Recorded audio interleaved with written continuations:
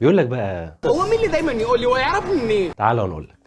بيقول لك بقى ان كان في كتاب اسمه كتاب الموتى.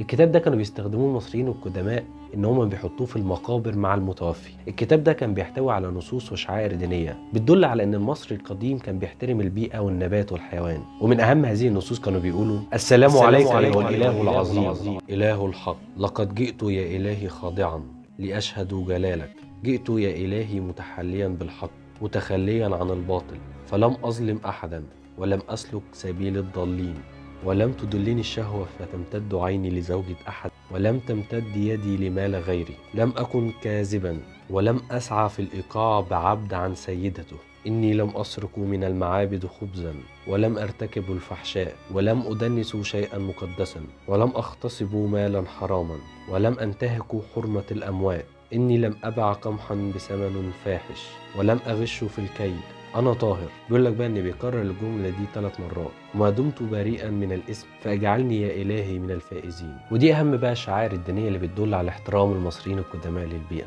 لو عجبك الفيديو ومهتم بالقصص وخاصة القصص التاريخية، اعمل لنا لايك واشتراك وفعل الجرس عشان يجيلك كل فيديو جديد. سلام.